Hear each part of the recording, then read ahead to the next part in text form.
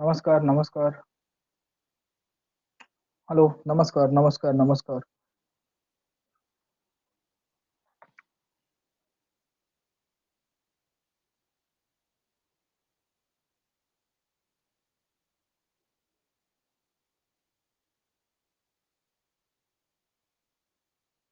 Hello, hello, hello, hello, hello. Very good evening to all of you. नमस्कार, very good evening. मज़े में सब लोग?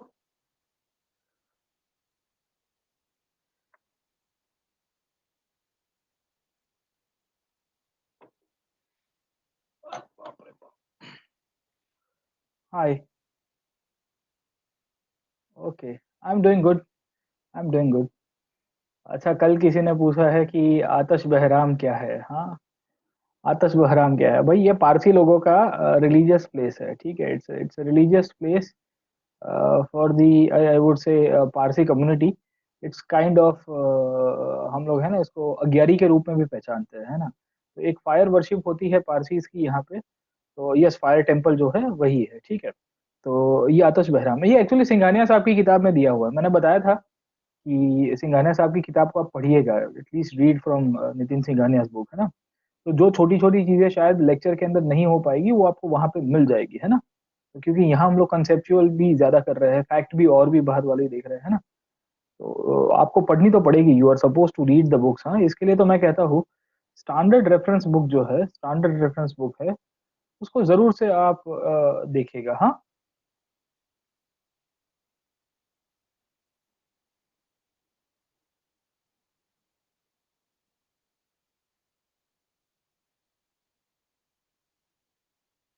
Next special class mains question पे design करना। हाँ, we will try to cover the next special class on the mains, ठीक है? उसके ऊपर कुछ कवर करेंगे। चलिए आगे चलते हैं, आज का सेशन फिर से शुरू करते हैं। Most welcome to all of you in my class, and let us once again restart the topic of the Indian dance, ठीक है? तो आज हम लोग डांस इंडिया डांस करेंगे। आज जो पूरा टॉपिक है वहाँ पे हम लोग अलग अलग डांस के जो जो हिस्टोरिकल पर्सपेक्टिव है उसको भी देखेंगे, ठीक है? तो जैसे हमने प्रीवियस क्लास के अंदर म्यूजिक पढ़ा था, म्यूजिक के साथ हम लोग डांस भी करेंगे। और डांस के साथ साथ अगर समय मिलता है तो will try to cover up the theatre as well, हम लोग उसको थिएटर में भी देखेंगे, ठीक है? तो वी विल सी मेनली कि जो है कि इसका इम्पोर्टेंस इतने पैसे में इतना ही मिलेगा। हाँ, आपने जितनी फीस दी है उसमें डांस नहीं होता है साहब, है ना? तो उसके लिए तो आपको अलग से फिर फीस देनी पड़ेगी। चलिए, let us proceed further, let us proceed further. हमने जब प्रीवियस क्लास को पढ़ना शुरू किया था, the previous class when we are discussing, हाँ भाई, हो सकता है ना साहब, क्यों नहीं हो सकता? लोग शादी बार अभी देखो, अभी जमाना वैसा आ जाएगा, अभी काम धंधा सबका रुक जाएगा तो फिर क्या करेंगे, है ना? तो हाँ, वर्ल्ड हिस्ट्री का कोर्स आई एम थिंकिंग कि अच्छा, एक इम्पोर्टेंट अनाउंसमेंट भी कर देता हूँ। आई एम थिंकिंग कि वर्ल्ड हिस्ट्री का कोर्स शायद शुरू कर देंगे by the mid of May, मतलब मई जैसे ही खत्म होगा, मतलब जैसे ये अपना आर्ट एंड कल्चर खत्म होगा उसके बाद, है ना? तो दोनों साथ में हो जाएगा, ठीक है? वर्ल्ड हिस्ट्री इंपॉर्टेंट भी है ना? तो world history is very important. हाँ, 21, 22, 24 के आसपास मोस्ट प्रॉब्ली मैं प्लान कर रहा हूँ। हाँ, सो दैट वो पहले ही हो जाए, क्योंकि वर्ल्ड हिस्ट्री है ना, वर्ल्ड हिस्ट्री का इम्पोर्टेंस ये है कि it gives you the understanding of the modern world. आज की जो पूरी दुनिया है, जैसे हम लोग कहेंगे आईआर का जो बेसिस है, कॉन्स्टिट्यूशनलिज्म का जो बेसिस है, हाँ, संविधान कैसे लिखा जाता है, डेमोक्रेसी का जो बेसिस है, वो सबका सब कहीं ना कहीं वर्ल्ड हिस्ट्री के ऊपर है। तो आप जितना वर्ल्ड हिस्ट्री को पढ़ोगे उतना ही आपको मजा आएगी, ठीक है? जियो पॉलिटिकल कंडीशन है ना, yes, it is applied everywhere, है ना? सिद्धार्थ सर का भी क्लास लॉन्च हुआ है, अच्छा वैसा है, मुझे मुझे नहीं पता है। I see the timings as well, उसके बाद विल वर्क आउट समथिंग, है ना? तो कहीं क्लैश ना हो, वैसा ध्यान रखेंगे, ठीक है? अरे यार, अभी कोर्स भी डिजाइन नहीं किया, उसके पहले आप बोलते हो कितने क्लासेस होंगे। देखो, मैं धीरे धीरे करता हूँ, ठीक है? I take my own time. हाँ, मैं फुर्सत से करता हूँ, तो अभी क्लासेस तो दूर की बात है, अभी टॉपिक तो सोचने दो, फिर आपको कराऊंगा। हाँ, बहुत अधीरा अधीरा हो जाता है आप लोग, है ना? कंट्रोल कंट्रोल भाई, है ना? तो हमेशा आप थोड़ा बहुत पेशेंस रखा करिए, है ना? आप जितना पेशेंस नहीं रखोगे उतना ही प्रॉब्लम होगा, ठीक है? Always think about this case. हाँ, always think about this case. हाँ, अभी आ जाएगा, आएगा आएगा, आ गया ना? चलिए, let us proceed further today's class. हम लोग आज के क्लास के अंदर शुरू करते हैं, और हम लोग इंडियन आर्ट एंड कल्चर के टॉपिक के ऊपर देखेंगे, ठीक है? So we were discussing the Indian art and culture. और हमने परफॉर्मिंग आर्ट्स में प्रीवियस क्लास के अंदर म्यूजिक पढ़ा था। म्यूजिक के साथ जब हम लोग बात करते हैं तो हम लोग अब डांस के ऊपर भी डिस्कस करेंगे। So I be talking about the Indian dance system in today's class, और इंडिया में डांस की शुरुआत कैसे हो गई, ठीक है। तो इन दोनों को हमने, इसका जो ओरिजिन है, इसका ओरिजिन जो है वो हमने प्रीवियस क्लास के अंदर ही देख लिया था। The origin of music and dance, उसका जो क्रोनोलॉजिकल ओरिजिन है, ये हमने प्रीवियस क्लास के अंदर पढ़ा था। म्यूजिक एंड डांस का जो क्रोनोलॉजिकल ओरिजिन है वो हमने ऑलरेडी पढ़ा हुआ है, ठीक है। सो वी फाइंड कि जो हमने क्रोनोलॉजिकल ओरिजिन पढ़ा है उसके अंदर तो कोई प्रश्न है नहीं। फिर हमने थियोरेटिकल अंडरस्टैंडिंग ऑफ म्यूजिक भी ले ली थी और क्लासिफिकेशन ऑफ म्यूजिक भी ले ली थी, ठीक है। अब प्रश्न ये होता है, अभी आता हूँ उसका आंसर, ठीक है। मितुल, अभी टॉपिक खत्म होने दो, उसके बाद आपका जो भी क्वेश्चन क्वेश्चन में डालिएगा तो आई आंसर दैट, ठीक है। सो व्हाट वी सी कि इन दिस केस जब हम लोग इसकी बात करते हैं डांस की, तो डांस का ओरिजिन क्या हुआ, तो डांस का ओरिजिन वही होगा जो हमने प्रीवियस क्लास के अंदर पढ़ा था, ठीक है। तो मैंने आपको बताया था कि डांस का ओरिजिन कहाँ से होता है, तो हमको जो नाद बजता है, नाद किसने किया था, नटराज ने जो नाद बजाया था, उसी के ऊपर से आपका पूरा का पूरा जो डांस है उसका ओरिजिन हो गया। Getting my point. तो वी फाइंड कि डांस जो है उसके अंदर से आपका ओरिजिन होगा। उसके बाद इंडस वैली सिविलाइजेशन के अंदर हमने पढ़ा था डांसिंग गर्ल जो है वो भी हमको डांस की ओरिजिन ही दर्शाती है। इंक्लूडिंग स्टोन एज के अंदर हमने जो पेंटिंग्स देखे थे, हमने प्रीवियस क्लास के अंदर पेंटिंग्स के बारे में पढ़ा था, तो वो भी आपको डांस के बारे में दर्शाता है, ठीक है।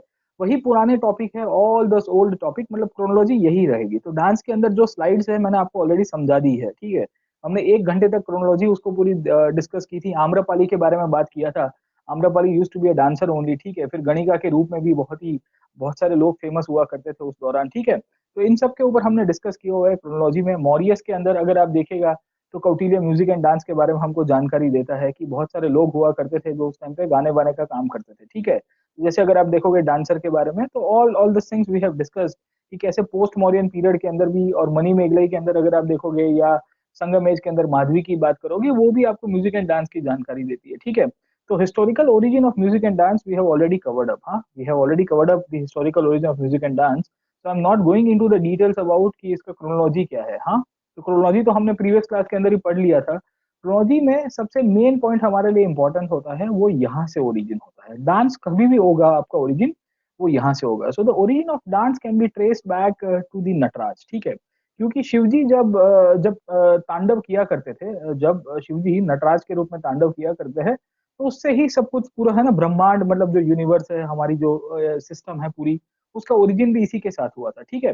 तो वी फाइंड कि जो क्रिएशन ऑफ यूनिवर्स के साथ जो ह्यूमन लाइफ का एग्जिस्टेंस जो होता है, वो भी यहाँ से होगा। मिडिवल एरा तक आते आते संगीत रत्नाकर लिखी गई। संगीत रत्नाकर के अंदर भी हमको डांस के बारे में जानकारी मिलती है, याद आया कि नहीं है। इंक्लूडिंग गंगा डायनेस्टी ने उड़ीसा के अंदर जो मंदिर बनाए, वहां पे भी आपको डांस के इमेजेस मिल जाएंगे, ठीक है। You also find dance was a part of a very important, I would say, portion for the Sufi saints. क्यों? क्योंकि सूफी लोग जब समा के अंदर कवाली किया करते थे, तो आपको पता होगा ये लोग ट्रांस में चले जाते थे। पता है कि नहीं पता आपको? हाँ, you you might have seen, ये कौन फाया कौन आपने देखा होगा, तो गोल गोल करके गोल घूमना शुरू हो जाता है ना। तो वी फाइंड कि इन ऑल दी डांसेस और एनी ऑफ दी भक्ति और any of the, I would say, the Sufis, उन सब के अंदर डांस एक इम्पोर्टेंट पोर्शन हुआ करता था। भक्ति में भी यही था कि जब कीर्तन की शुरुआत हो गई, हमने पढ़ा था प्रीवियस क्लास के अंदर, चैतन्य महाप्रभु ने कीर्तन की शुरुआत की थी, तो उसमें वही था कि डांस प्लस सिंगिंग का दोनों एक मिक्सचर होता था। याद आया आपको? ठीक है। तो मैंने आपको बताया था कि डांस एंड सिंगिंग का एक मिक्सचर होता है। ट्रांस का एक पूरा ही आपको एक एक चीजें मिलेगी, और इसके कारण भारत के अलग अलग विस्तार में म्यूजिक एंड डांस बहुत ही फेमस रहा। इनफैक्ट कृष्णदेव राय के अंदर, अगर आप हम्पी के अंदर अगर आप स्कल्पचर्स को देखोगे, तुलसी द स्कल्पचर्स, तो वहां पे भी हमको डांस के बारे में जानकारी मिलती है। तो वी फाइंड कि जितनी भी लोकेशंस है in in the medieval era, और even in the Mughals Mughals के अंदर भी हमने बताया था आपको कल के क्लास के अंदर कि सब लोग है ना डांस एंड म्यूजिक को काफी एंजॉय किया करते थे। इंक्लूडिंग हमने बताया था कि अकबर के कोर्ट में बहुत सारे आर्टिस्ट हुआ करते थे, उसमें डांसर भी थे और आपको म्यूजिशियंस भी मिल जाएंगे। औरंगजेब के दौरान आपको डांस नहीं मिलेगा। याद रखिएगा कि औरंगजेब को डांस नहीं पसंद आता था। उसको लगता था कि डांस इज अन इस्लामिक। क्यों अन इस्लामिक है?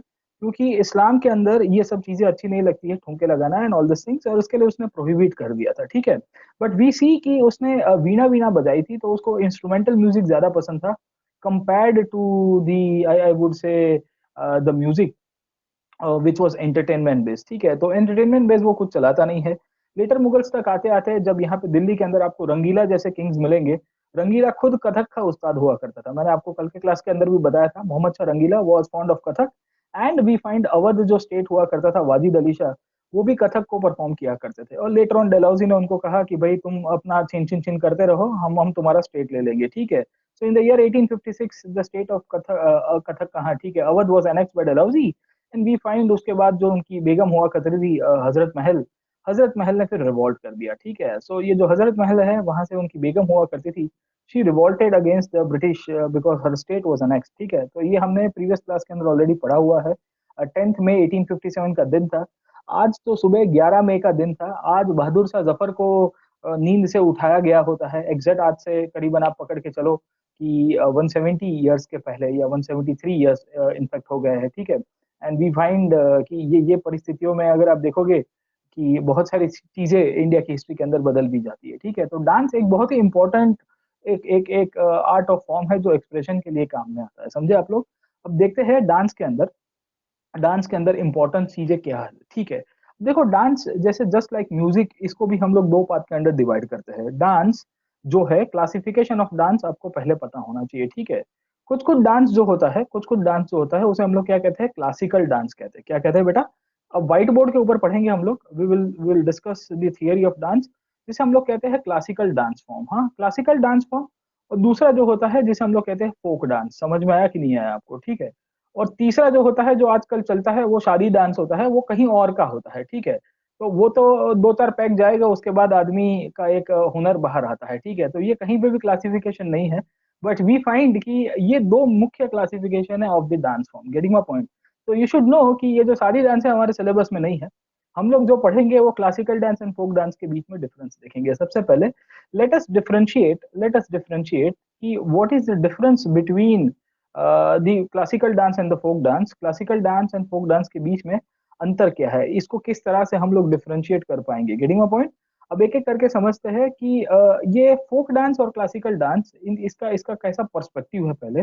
दूसरा हमको ये भी देखना है, दूसरा क्वेश्चन यहाँ से आता है, वो है थियरी ऑफ डांस। अब देखो थियरी ऑफ डांस का मतलब क्या है।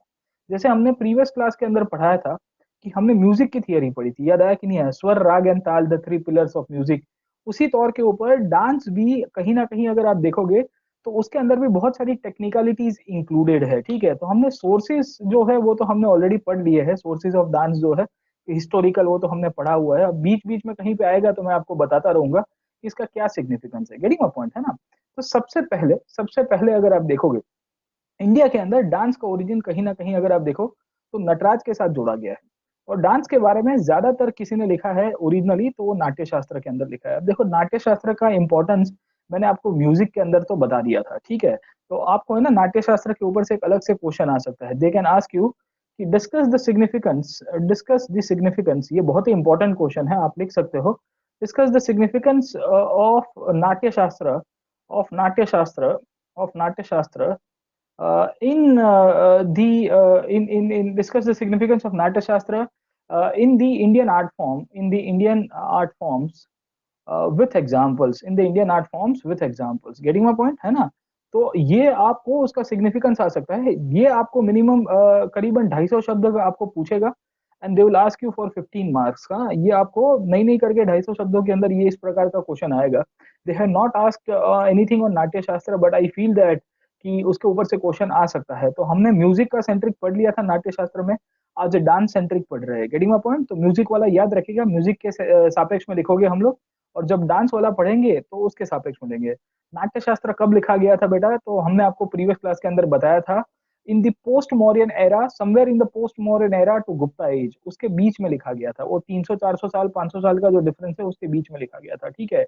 कब लिखा है उसको लेके अभी भी थोड़ा कंफ्यूजन है हिस्टोरियंस के अंदर। चलिए आगे चलते हैं, अब समझने की कोशिश करते हैं कि नाट्य शास्त्र के अंदर जो हमारे भरत मुनि हुआ करते थे, उन्होंने बहुत सारे नियम लिखे हैं। उन्होंने है ना डांस के बारे में लिखा है। उन्होंने कहा है कि डांस कैसे बनता है, how how how a person should like know make the postures. उन्होंने उसके साथ साथ मुद्रा के बारे में लिखा है कि उसकी कैसी कैसी मुद्राएं होती है, इंक्लूडिंग उन्होंने इमोशंस के बारे में लिखा है। समझ में आया कि नहीं आया? और यहाँ से ही हमको समझ में आता है कि उन्होंने डांस की पूरी थियरी दी है, जिसे हम लोग कहते हैं एस्पेक्ट्स ऑफ डांस। समझ में आता है? What do mean by aspects of dance? Aspects of dance का मतलब ये होता है, मेनली अगर आप देखोगे कि डांस को कैसे किया जाएगा उसके बारे में उन्होंने लिखा है, ठीक है। डांस के बारे में नाट्यशास्त्र नाम की एक किताब बहुत ही इंपॉर्टेंट है, वेरी इंपॉर्टेंट बुक। उसके सिवा आपको एक और बुक मिलेगी, we'll find one more book, जिसका नाम है अभिनय दर्पण। क्या नाम है? अभिनय दर्पण। Getting my point? अब अभिनय दर्पण के अंदर की इंपॉर्टेंस क्या है? Abhinaya Darpana was a book that was written by Nandikeshwara. क्या नाम है? नंदीकेश्वर, याद रखेगा।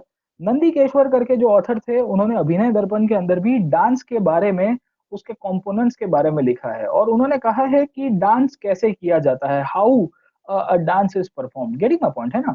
तो ये दोनों किताबें हैं, एक तो भरत मुनि की नाट्यशास्त्र, दूसरी अभिनय दर्पण रिटन बाय नंदीकेश्वर।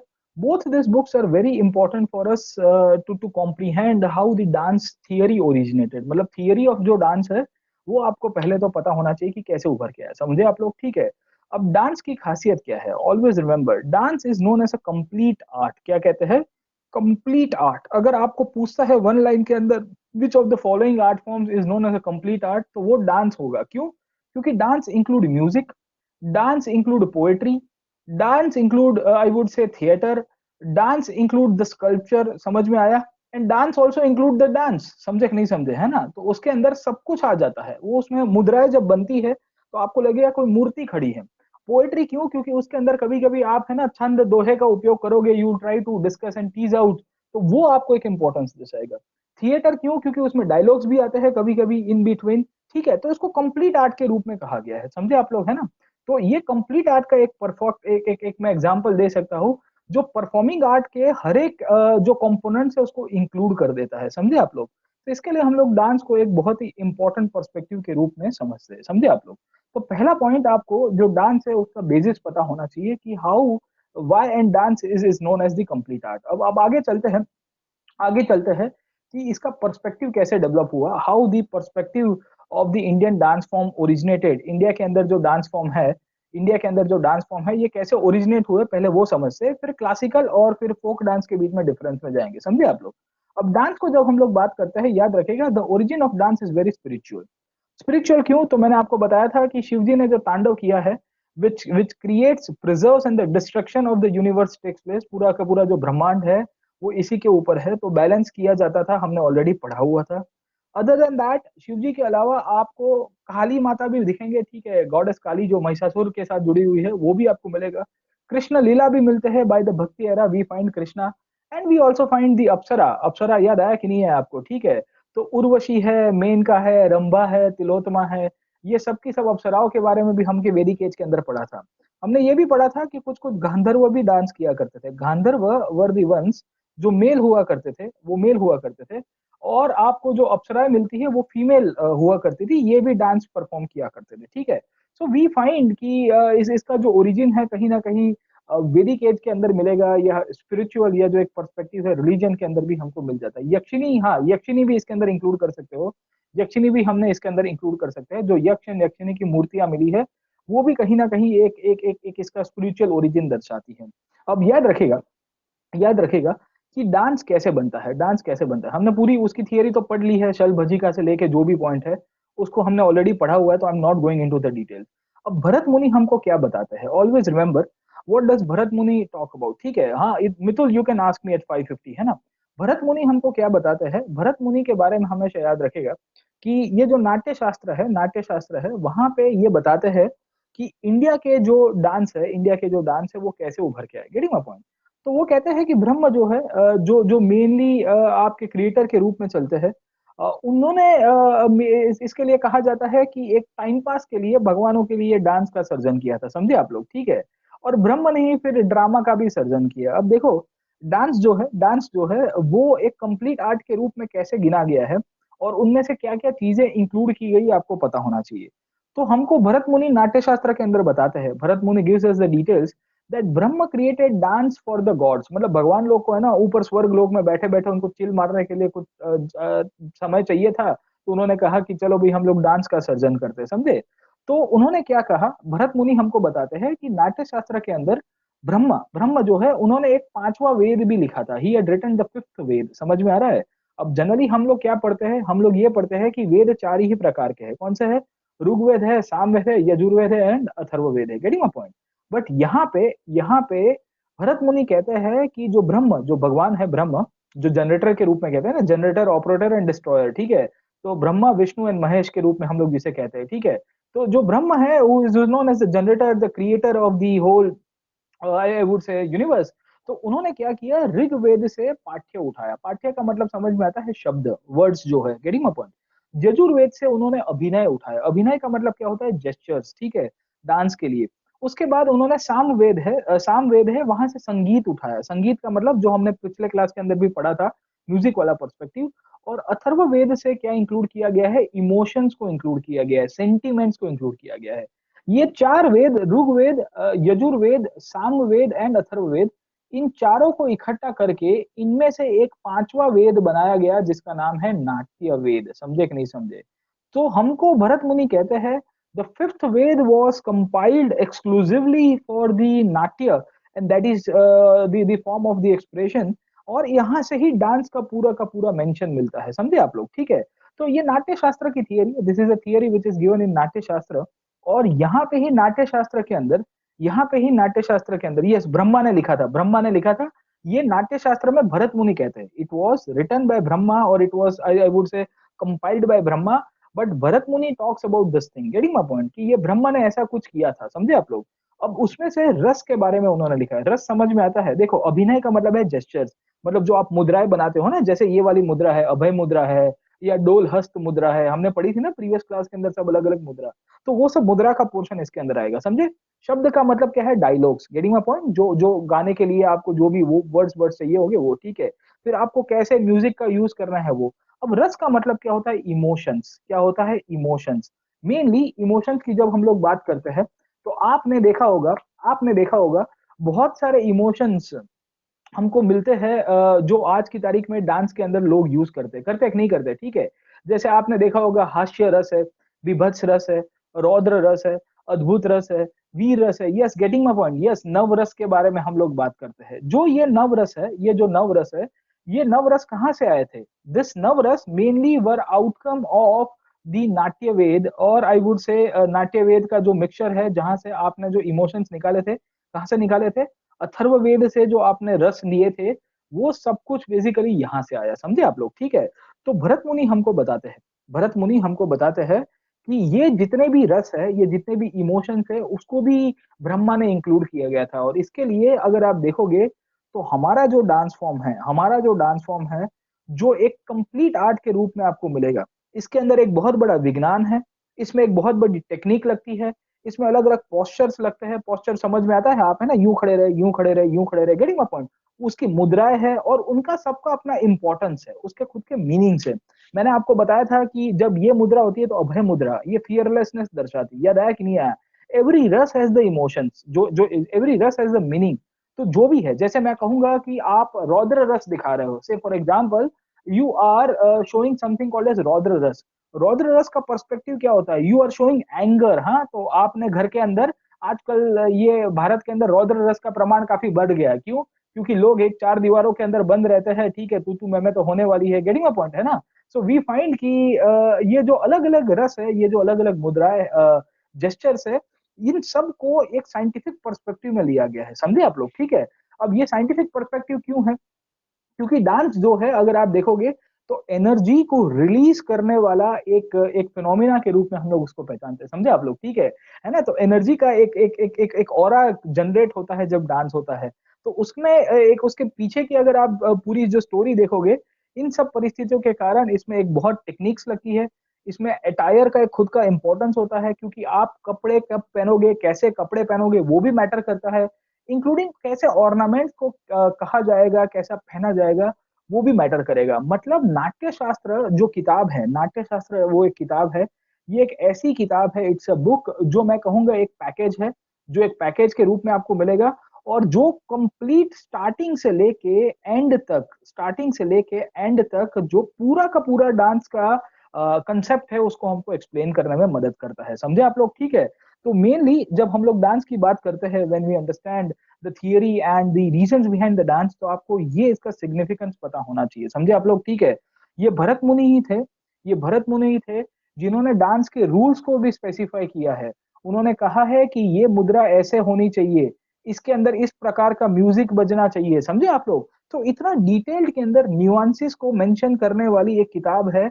और इसके लिए हम लोग कहते हैं this is the most important book to understand the Indian performing arts. Getting my point? तो आपको समय मिले तो आप इसके ऊपर थोड़ा इसका समराइज वर्जन भी अवेलेबल होगा।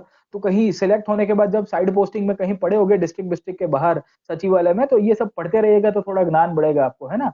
तो फिर आप अपने ब्लॉग ब्लॉग लिख सकते हो, बाकी तो काम होगा नहीं सरकार के अंदर। चलिए ठीक है, अभी नहीं, सर्विसेज में जाने के बाद ये सब शौक कंप्लीट करिएगा, ठीक है? अभी तो पास करना है हमको। चलिए आगे चलते हैं, let us try to understand कि इसका जो पर्सपेक्टिव है उसमें आगे क्या लिखा गया है और क्या हमको जानकारी मिलती है, ठीक है? तो जब हम लोग डांस की बात करते हैं, तो डांस का जो ओरिजिन है, व्हाई अ पर्सन डांसेस, तो आपको ब्रह्मा ने पर रूल्स बताए भरत मुनि ने, ठीक है? मतलब ब्रह्मा ने जो नाट्य वेद लिखा होगा उसके ऊपर से भरत मुनि ने लिखा है, ठीक है? तो उसका इंटरप्रिटेशन लेके पूरा का पूरा लिखा होगा, तो इसमें ये पूरी थियरी उन्होंने बात की है। गेटिंग माय पॉइंट, है ना? सो वी फाइंड कि डांस क्यों करता है इंसान। तो उसके पीछे भरत मुनि कहते हैं कि आपकी जो इनरमोस्ट फीलिंग्स है, आपकी जो है ना अंतर आत्मा है, वो बाहर आती है, ठीक है? तो आपके इमोशंस है, आपके माइंड और सोल जो है, उसको कहीं ना कहीं अगर आप देखोगे तो बाहर लाने की एक पर्सपेक्टिव है। आपको बहुत सारा आनंद, आपको है ना ब्लिसफुल स्टेज के ऊपर लेके जाता है, और अपने आनंद को आप अलग अलग मूड के द्वारा, अपने रस के द्वारा एक्सप्लेन करते हो, समझे आप लोग? तो आदमी गुस्से में भी कभी डांस करता है, कभी है ना दुख में भी डांस कर लेता है। Getting my point? तो ये अलग अलग पर्सपेक्टिव आपको मिलते रहेंगे। जितने भी हमारे डांस फॉर्म है, जितने भी डांस फॉर्म है, वो आपको इमोशंस के ऊपर ही मिलेंगे, समझे? तो डांस का पर्सपेक्टिव वो वही है कि आपके इमोशंस को रिलीज करने का एक मोशन है, समझे आप लोग? Dance is a medium where a person will try to express their emotions, ठीक है? वो इमोशंस को है ना बाहर निकाल देगा, समझे आप लोग? तो उनके अंदर का जो दानव होता है उसको कैसे भी कैसे बाहर निकालो, तो इस तरह से आपको एक पर्सपेक्टिव मिल जाएगा। और इसके अंदर ही आप जब इमोशंस बाहर निकाल रहे हो, तो आप अपने अलग अलग मुद्राओं के रूप में उसको पेश करोगे। Getting my point? तो आंखें बड़ी कर दी आपने, हाथ को यूं कर दिया, ये सब पीछे आपको इसके अंदर एक एक साइंटिफिक पर्सपेक्टिव के रूप में भी हम लोग उसको कह सकते हैं। Getting my point? तो पहला पॉइंट आपको डांस की थियरी समझ में आ गई कि why dance, what is the significance of dance, हाँ? इसका क्या एक पर्सपेक्टिव बन के आता है डांस फॉर्म का, और क्यों इनफैक्ट कोई भी इंसान डांस करता है, उसके पीछे का एक जो जो हिस्टोरिकल पर्सपेक्टिव है, जो नाट्य शास्त्र का पर्सपेक्टिव है, वो पता होना चाहिए। तो मैंने आपको बताया कि विथ एग्जांपल्स आपको लिखना है। ये जो क्वेश्चन हमने बताया, discuss the significance of Natya Shastra in Indian art forms with example, ठीक है? In in enriching Indian art form with examples, इस प्रकार का अगर क्वेश्चन आया तो you can correlate many topics from the slides as well. चलिए आगे चलते हैं, let us try to understand कि फर्दर इसके बंदर क्या कहते हैं, ठीक है? अब हमेशा याद रखेगा कि हमारे जो भी क्लासिकल डांसेस है, वो कौन से चीजों के ऊपर बेस्ड है, ठीक है? हमारे classical dances are based on what things, ठीक है? तो we our classical dances are based on the shastra मतलब जो किताबें लिखी गई है उसके ऊपर, इंक्लूडिंग बहुत सारा लिटरेचर लिखा गया था एंशिएंट इंडिया में उसमें। We also find the sculptures, इसके ऊपर से भी डांस फॉर्म ओरिजिनेट हुआ है। जैसे अगर आप देखोगे तो आपको कलिंग के अंदर, मतलब उड़ीसा के अंदर जो मंदिर मिले उसकी मूर्तियां हमको मिलती है, वो भी कहीं ना कहीं उड़ीसी की बात करता है। Getting my point? Folk traditions जो है वो भी इसके अंदर इंक्लूड किए गए। तो क्लासिकल डांस फॉर्म है, क्लासिकल डांस फॉर्म है, उसका एक अपना ही सिग्निफिकेंस है। समझे कि नहीं समझे आप लोग? हाँ, जब हम लोग डांस की बात करते हैं, तो डांस का एक आपको एक इंपॉर्टेंस मिलेगा। अब आप समझो कि जब हम लोग डिफरेंशिएट करते हैं दो डांस के बारे में, तो एक आता है क्लासिकल डांस, क्या कहते हैं? Classical dance. और दूसरा क्या आता है जिसे हम लोग कहते हैं फोक डांस, क्या कहते हैं? Folk dance. अब ये दोनों के बीच में डिफरेंशिएशन पहले समझते हैं, फिर आगे की स्लाइड के ऊपर जाएंगे जब डांस की डिटेल्स में जाएंगे। अब समझते हैं कि क्लासिकल डांस क्यों कहते हैं। कुछ कुछ म्यूजिक को हमने क्लासिकल म्यूजिक कहा था, याद है कि नहीं आया? इनफैक्ट इंडिया में क्लासिकल लैंग्वेजेस का भी कंसेप्ट यूज होता है कि नहीं होता है? We use the concept of classical language, हाँ? तो there are certain languages which are known as classical languages. Why they are known as classical language, उसको क्यों क्लासिकल लैंग्वेज कहते हैं? तो उसकी पूरी स्टोरी है, उसके पीछे एक बहुत बड़ा आपको हिस्टोरिकल रीजन मिलेगा। तो जब हम लोग डांस की बात करते हैं, व्हेन वी से कि this dance is classical dance, तो उसको डांस क्यों क्लासिकल के रूप में कहते हैं, तो आपको पता होना चाहिए। तो क्लासिकल डांस उसी को ही कहेंगे जिसका ओरिजिन जो होगा वो बहुत ही, मैं कहूंगा, हिस्टोरिकल ओरिजिन है। समझ में आ रहा है? हिस्टोरिकल ओरिजिन का मतलब ये बहुत ही पुराना है। मिनिमम नहीं नहीं करके 500 1000 साल का आपको डिफरेंस मिल जाएगा। Getting a point? इसमें भी यही है, it needs to be very old. उसके सामने अगर आप फोक डांस को देखोगे तो आपको क्या मिलेंगे, रीसेंट ओरिजिन के डांस मिलेंगे, समझे आप लोग। तो folk dances are very recent origin. So ये रीसेंट ओरिजिन मेनली अगर आप देखोगे तो 100 200 300 साल के आसपास मिलेगा हमको, उससे ज्यादा कुछ पुराना नहीं मिलता है। तो आपको एक एक एक कंसेप्ट आपको ये मिलेगा। दूसरा क्या है, दूसरा क्या है, इनकी खासियत ये है कि दे आर मेंशन्ड इनडायरेक्टली और डायरेक्टली इन नाट्य शास्त्र। नाट्य शास्त्र के अंदर इनका उल्लेख किया गया है, या मेंशन इनडायरेक्टली इसके जो रूल्स एंड रेगुलेशन है वो नाट्य शास्त्र के अंदर लिखे गए हैं, और ये उसको फॉलो भी करते हैं, समझे आप लोग। They follow the rules and regulation of the Natya Shastra. अब इनकी खासियत क्या होती है, when we compare with the folk dances, हम लोग जिसको फोक डांसेस कहेंगे, इनका कोई लिटरेचर के अंदर मेंशन नहीं होता है। There is very less mention I would से इन द लिटरेचर। बहुत ही मैं कहूंगा लिमिटेड लिटरेचर के अंदर इनके बारे में कुछ ने लिखा होगा, बहुत ही कम इसके अंदर लिखते हैं, ठीक है। अब लिटरेचर में कोई मेंशन नहीं है, मतलब इसके अंदर कोई रूल्स एंड रेगुलेशंस भी नहीं है, समझ में आ रहा है। Because there are no rules and regulations, so we find so much of variations in the folk dances। Variations का मतलब ये होता है कि बहुत ही अलग अलग प्रकार की जगहों के ऊपर इसमें बदलाव आपको देखने को मिलेगा। जब नाट्य शास्त्र के नियमों को फॉलो किया जाएगा, जब नाट्य शास्त्र के नियमों को फॉलो किया जाएगा, तो उसका मतलब ये होगा, उसका मतलब ये होगा कि आपके डांस फॉर्म के अंदर स्टैंडर्डाइजेशन होगा। Standardisation of what? Standardisation of mudra and I would say the emotions will take place. समझ में आ रहा है कि नहीं आ रहा है आपको, ठीक है। We find the standardisation of mudras, gestures, and I would say the emotions, everything will be followed as per the rules and regulation। Bharatanatyam में पावों को ऐसे ही बेंड करना है, आपका ये मुद्रा ऐसे ही दिखना चाहिए। बट जब हम लोग फोक डांस को कंपेयर करते हैं, जब हम लोग फोक डांस को कंपेयर करते हैं, तो फोक डांस के अंदर हमको क्या देखने को मिला? What we see in the folk dance is my friend, we see कि there is no standardisation. And because there is no standardization, we find variations in the form of the mudra, and we also find the variations in the form of the emotions as well। समझे आप लोग, ठीक है। तो ये एक आपका एक और डिफरेंस आपका क्लासिकल डांस और फोक डांस के बीच में हो गया, समझ में आ रहा है आपको, ठीक है। तो इसके ऊपर से भी उन्होंने क्वेश्चन नहीं पूछा है, mark my words, they have not asked you questions even from this side.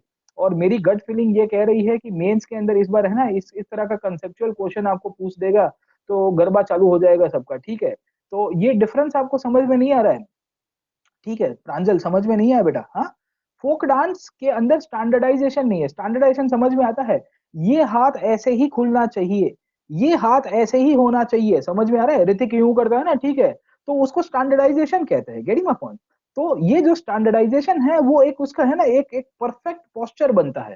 Folk dances के अंदर स्टैंडर्डाइजेशन नहीं होता है, क्यों नहीं होता है उसके पीछे का मैं कारण कहता हूँ। इन द क्लासिकल डांसेस, हम लोग जब क्लासिकल डांसेस की बात करते हैं, ये क्लासिकल है और ये फोक है, जब हम लोग क्लासिकल डांसेस की बात करेंगे तो क्लासिकल डांसेस हमेशा इंस्टीट्यूशनलाइज्ड हो चुके हैं। इंस्टीट्यूशनलाइजेशन का मतलब समझ में आ रहा है?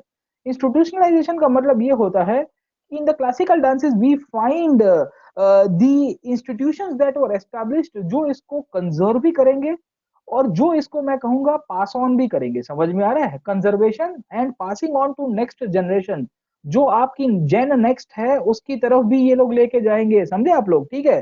सो वी फाइंड कि इसमें एक आपको इंस्टीट्यूशनलाइजेशन के कारण आपको गुरु शिष्य परंपरा मिल जाएगी। Yes exactly, at times we find the gharana system in the classical dances, but in the folk dances we do not find the घराना system। समझे कि नहीं समझे, है ना। तो हमको क्या देखने को मिला कि very less possibility of institutionalization is there। Institutionalisation की बात करेंगे तो आपको बहुत ही कम मिलेगा, कभी कभी छोटी मोटी संस्थाएं बन गई। और इसके कारण हमको क्या देखने को मिलता है कि फोक डांसेस में जब जनरेशन नेक्स्ट आएगी तो सब कुछ बदल दिया जाएगा, समझ में आएगा। तो बहुत ही चेंजेस हो चुके हैं। क्लासिकल डांसेस में आपको चेंजेस नहीं मिलेंगे, बहुत ही लेस चेंजेस मिलेंगे, सिवाय के घराना टू घराना डिफर करेगा। जैसे मैं कहूंगा कि हम लोग कथक की बात करते हैं, let us take an example of Kathak. तो Kathak has three different gharanas, one is Jaipur gharana, one is I would say Lucknow Gharana, and third one is the Banaras Gharana। The Banaras Gharana is more spiritual, Lucknow घराना आई would से is more entertainment based, getting my point. तो आपको ये इसके अंदर variations मिलेंगे, छोटे मोटे वेरिएशंस मिल जाएंगे, समझे। बट यहाँ पे तो कैसा होगा कि इतने सारे वेरिएशंस है कि कोई स्टैंडर्डाइजेशन बन ही नहीं पाएगा, समझे आप लोग, ठीक है। सो वी ऑल्सो फाइंड कि ये तीन का आपको एक अलग अलग पर्सपेक्टिव इसके अंदर से मिलता है। एक और पॉइंट जब हम लोग क्लासिकल और फोक डांसेस के बीच में देखते हैं, एक और पॉइंट जब हम लोग क्लासिकल और फोक डांसेस के बीच में देखते हैं, तो आपको पता होना चाहिए the theory behind the classical dances always revolves around I would say the gods.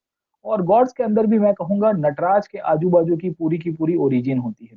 कोई भी क्लासिकल डांस की अगर आप थीम देखोगे, कोई भी क्लासिकल डांस की थियरी देखोगे, तो एक तो नटराज से ओरिजिन मिलेगी, दूसरी यहाँ पे आपको जो थीम मिलती है, दूसरी आपको इसकी थीम मिलेगी, वो आपको स्पिरिचुअल मिलेगी, स्पिरिचुअल के अंदर आध्यात्मिक थीम मिलेगी। और उसमें भी आपको मिलेगा विष्णु पुराण की बातें मिल जाएगी, समझ में आ रहा है आपको, आपको कृष्ण लीला की बातें मिल जाएगी, जो रास लीला किया करते थे कृष्ण भगवान, ठीक है। इन सब के रिलेटेड आपको चीजें मिलती रहती है। बट उसके सामने जब हम लोग फोक डांसेस को देखेंगे, तो इनकी एक तो थियरी एक तो ज्यादा हमको पता नहीं चलती है। थियरी मैं कहूंगा फोक कल्चर के ऊपर से है, समझे कि नहीं समझे, और फोक कल्चर के ऊपर से है। इसके लिए आपको बहुत सारा वेरिएशंस मिलेगा when we compare the classical and the folk dances. खास करके ज्यादातर क्लासिकल डांसेस के अंदर आपको दिखेगा गुड वर्सेस बैड का जो कंसेप्ट है, उसके ऊपर ज्यादा फोकस किया जाता है। The victory of good over the bad, अच्छाई की जीत होती है बुराई के ऊपर, ये पूरा थीम होता है आपके कोई भी क्लासिकल डांस का।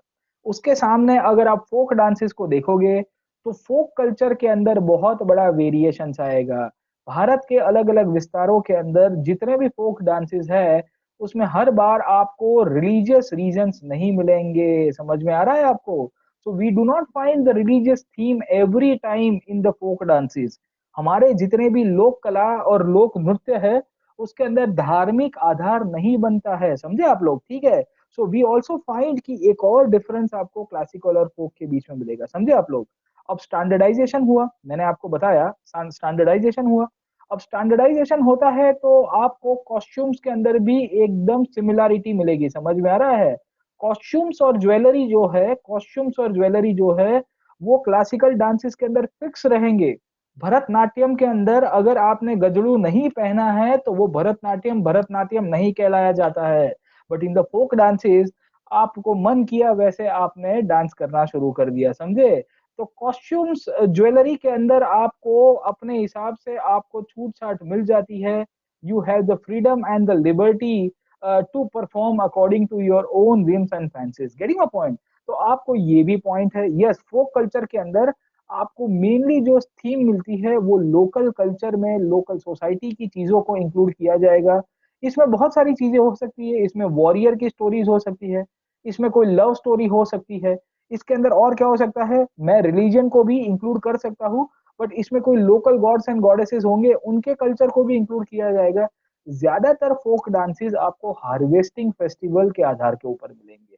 All the harvesting festivals in India are related to the folk dances. आप कोई भी देख लो, बिहू देख लो, बैसाखी देख लो, आप पहला बैसाख देख लो, आप नीचे पोंगल देख लो, ओणम देख लो, जितने भी आप देखोगे, आपको हर एक कहीं ना कहीं जो फोक डांसेस है आपको हार्वेस्टिंग फेस्टिवल के आजू बाजू में ही मिलेंगे, ठीक है। क्यों? क्योंकि आपकी जो किसान की जो एग्रीकल्चर की साइकिल कंप्लीट होती है, जो आपकी एग्रीकल्चर की साइकिल कंप्लीट होगी, तो किसान अपना जो अनाज जो है वो क्रॉप को कट करके जब बाजार में बेचेगा, उसके बाद उसको पैसा मिलेगा, तो वो बोलो तारा कर जाएगा, समझ में आया आपको, ठीक है।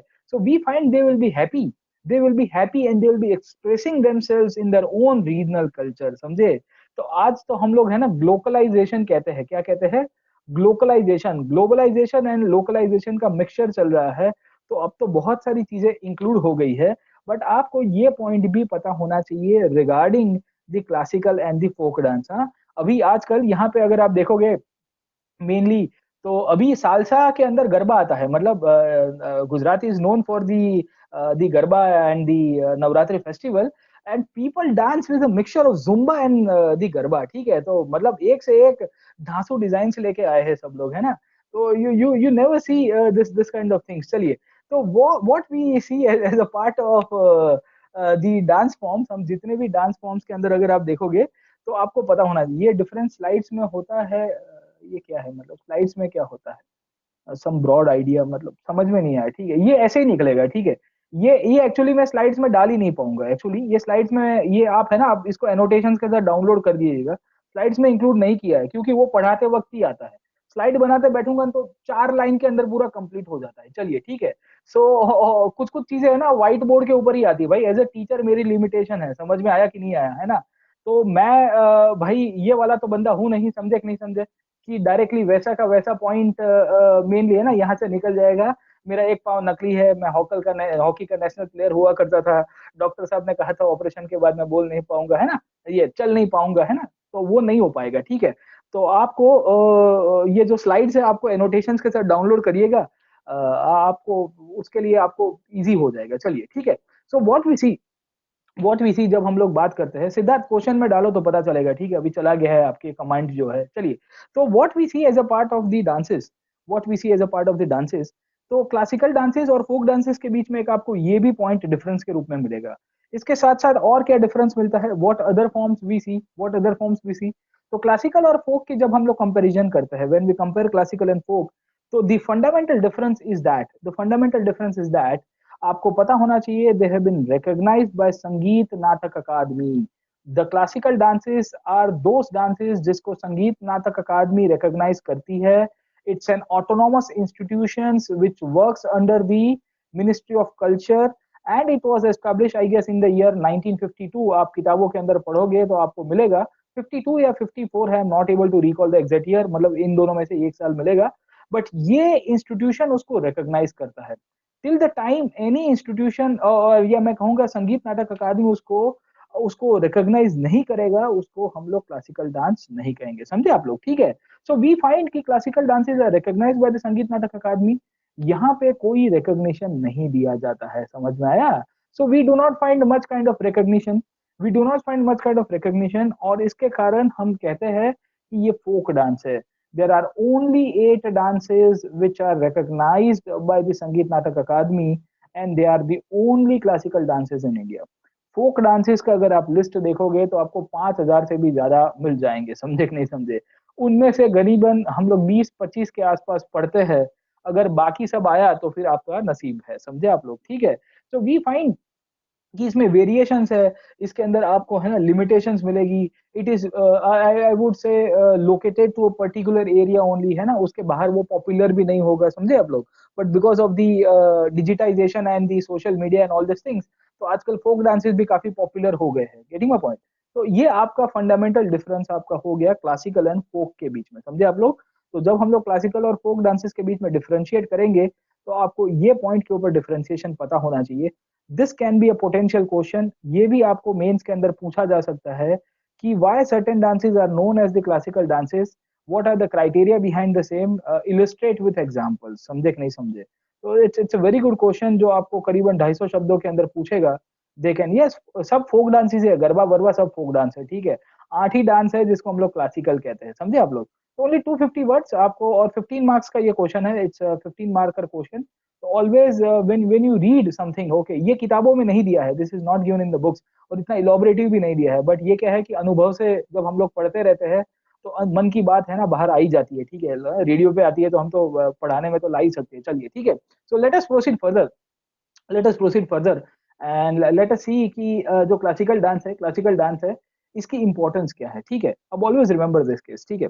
जब हम लोग क्लासिकल डांस की बात करते हैं, क्लासिकल डांस की बात करेंगे, तो ज्यादातर क्लासिकल डांस है उसकी शुरुआत होती है गुरु शिष्य परंपरा से, समझे आप लोग, ठीक है। सो वी फाइंड कि इंडिया के जितने भी क्लासिकल डांस फॉर्म है, it is a mixture of all this things. Let us come back to the slides one more time, and they are dedicated, और जो गुरु है, ये गुरु का काम एक ही है कि इसके ऊपर परफेक्शन लाना है। तो आपने ये मूवी देखा होगा, माधुरी दीक्षित का है, ओरे पिया वाला गाना था। तो उसके अंदर है ना, ये कथक का पूरा एक डांस स्कूल दिखाया गया है, ठीक है। और उसमें गुरुजी उनको डांटते भी थे कि तुमको क्यों, तुम्हारी मुद्रा ठीक नहीं आ रही है, ठीक है, आजा नच ले, yes Aaja Nachle, I forgot the name of the movie, चलिए ठीक है, thank you very much. So we see कि ये जो परफेक्शन की तरफ जो जो पर्सपेक्टिव है, ये आपको इसके अंदर से मिलेगा, समझे आप लोग, ठीक है। गॉड सेंट्रिक, यस, सबके सब गॉड सेंट्रिक है, जितने भी क्लासिकल डांसेस है गॉड सेंट्रिक ही होंगे, चलिए। तो वी फाइंड कि आपको एक ये पॉइंट मिलेगा। दूसरा, आपको इसके अंदर इसके कारण क्या होता है, गुरु शिष्य परंपरा की शुरुआत होती है। फोक डांसेस के अंदर आपको गुरु शिष्य परंपरा नहीं मिलेगी, मैंने आपको बताया।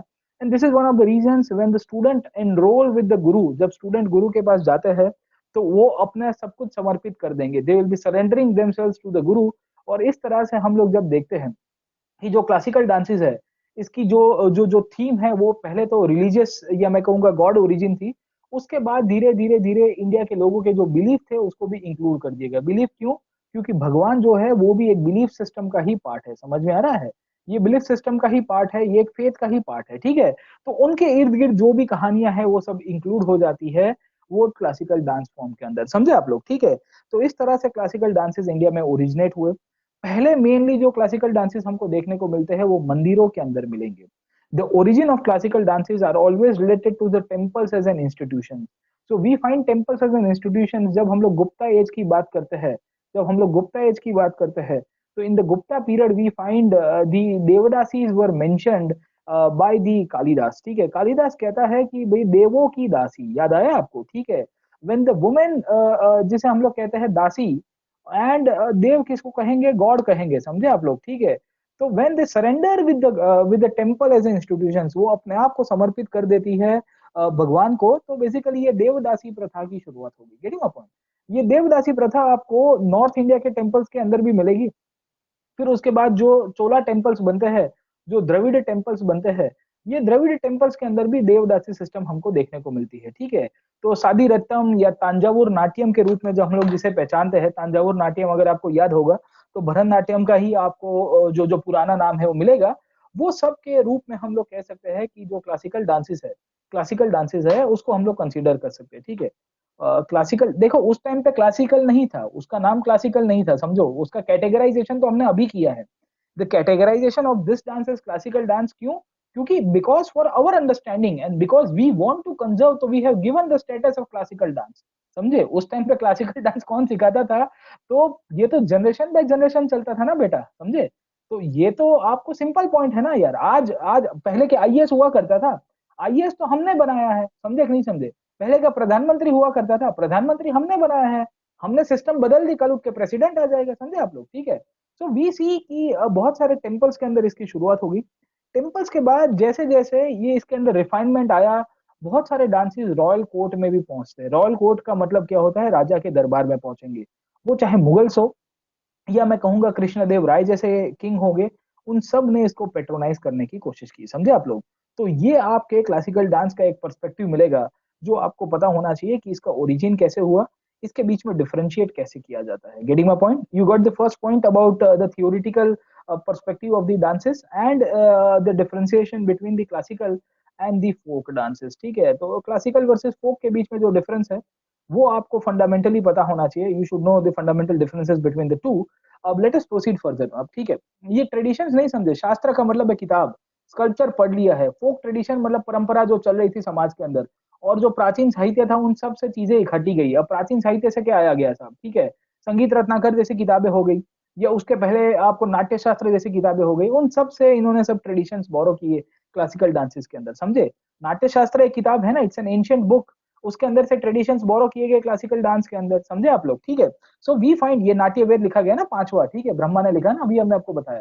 तो वी सी जब हम लोग डांस फॉर्म की बात करते हैं, जब हम लोग डांस फॉर्म की बात करते हैं, तो हमको एक तो पहले इसका फंडामेंटल एक एक पर्सपेक्टिव यहाँ से उभर के मिलता है, समझे आप लोग? तो ये पॉइंट आपको समझा कि क्या इसका इंपॉर्टेंस है, क्या इसका सिग्निफिकेंस है, समझे आप लोग? ठीक है, अब आगे चलते हैं कि डांस का फॉर्मेशन कैसे होता है, समझे आप लोग? How dance is formed. Getting my point? अब डांस किन किन चीजों का कॉम्बिनेशन है? The combination of three different things are there. Nandikeshvara करके जो सेंट हुआ करते थे, उन्होंने किताब लिखी थी जिसका नाम है अभिनय दर्पण। मैंने अभी आपको थोड़ी देर पहले बताया, अभिनय दर्पण नाम की जो किताब नंदीकेश्वर ने लिखी थी। नंदीकेश्वर ने कहा कि dance has three components. Dance has three components, actually दो लोगों ने बताया है। एक तो नाट्य शास्त्र के अंदर इसके कंपोनेंट्स लिखे गए हैं, नाट्य शास्त्र के अंदर लिखे गए हैं, और दूसरा आपको अभिनय दर्पण के अंदर मिलेगा। अब नाम ही है अभिनय, अभिनय समझ में आता है? अभिनय का मतलब क्या? एक्टिंग। Getting my point? तो उन्होंने कहा कि any classical dance or any kind of dance has three main components। getting my point? तो उनका क्या कहना है, उनको जब हम लोग पर्सपेक्टिव के रूप में जब देखते हैं तो हमको जानकारी मिलती है कि इसका क्या सिग्निफिकेंस है। तो उन्होंने कहा कि डांस एक अलग अलग रीत से हो सकता है। जैसे उन्होंने कहा कि डांस का सबसे पहला फॉर्म है जिसे हम लोग कहते हैं नृत्य। नृत्य का मतलब क्या होता है कि खाली डांस करना, ओनली एंड ओनली डांस करते हो बेसिक वे के अंदर विदाउट एनी इमोशंस, तो उसे हम लोग कहते हैं नृत्य। नृत्य का मतलब समझ में आया कि नहीं? ओनली प्योरेस्ट फॉर्म, ठीक है। इसमें और कोई चीजें इंक्लूड नहीं किया जाएगी, ना ही आपको कोई स्टोरी इंक्लूड होगी, समझे? तो बेसिक डांस स्टेप्स, या मैं कहूंगा कि प्योरेस्ट फॉर्म के अंदर, प्योरेस्ट फॉर्म के अंदर डांस होगा, तो उन्होंने कहा कि उसको नृत्य कहा जाएगा, समझे? उसको नृत्य नहीं कहते। नृत्य मतलब जिसे हम लोग डांस कहते हैं अंग्रेजी में, उसका पूरा नहीं है। उसके बाद दूसरा एक फॉर्म हो सकता है जिसे हम लोग कहते हैं नाट्य। Getting my point? नाट्य, यस, इमोशंस बहुत ही मिनिमम होंगे। नाट्य के अंदर आपको ड्रामा मिलेगा, मतलब पूरी स्टोरी मिलेगी, और we will also find the emotions. Emotions का मतलब है जो हमारे अलग अलग जो हाव भाव है, उन सबको इंक्लूड किया जाएगा। और जब इन दोनों का मिक्सचर होगा, when nritya and natya will come together, finally it will form the nritya. नृत्य का मतलब ये होता है the combination of the natya and the nritya, the natya and the nritya, and finally we find the complete art form. समझे आप लोग, है ना? तो ये नंदीकेश्वर का मानना था, ये नंदीकेश्वर का मानना था कि कभी कभी जब कलाकार अपने हिसाब से पेश करता है तो वो कभी कभी ड्रामा इंक्लूड नहीं करेगा। जब ड्रामा इंक्लूड नहीं होगा तो उसे हम लोग, उन्होंने नृत्य के रूप में पहचाना है। समझे कि नहीं समझे? फिर जब ड्रामा को खाली कर रहा है, खाली ड्रामा कर रहा है और डांस को नहीं कर रहा है, तो उसको नाट्य के रूप में दिखेगा, मतलब थिएटर का एक पर्सपेक्टिव मिल जाएगा। बट इन सब का कॉम्बिनेशन होगा तो उसी को ही नृत्य कहते हैं या नृत्य कहते हैं, जो कंप्लीट आर्ट फॉर्म के रूप में हमको मिलता है। समझे? ये नंदीकेश्वर ने अभिनय दर्पण के अंदर अलग अलग प्रकार के रस के बारे में हमको बताया। ही मेंशन्ड अबाउट द 9 रस, उन्होंने नवरस के बारे में भी लिखा है कि जब आर्टिस्ट अपने इमोशंस निकालता है तो अलग अलग प्रकार के इमोशंस के द्वारा अपने आप को एक्सप्रेस करने की कोशिश करेगा। Getting my point? So we find जो जो इमोशंस है वो इसी के साथ जुड़ी हुई एक पूरी बेसिस है। ये भी आपको थोड़ा बहुत पता होना चाहिए। अब ये तो नंदीकेश्वर की थियरी थी।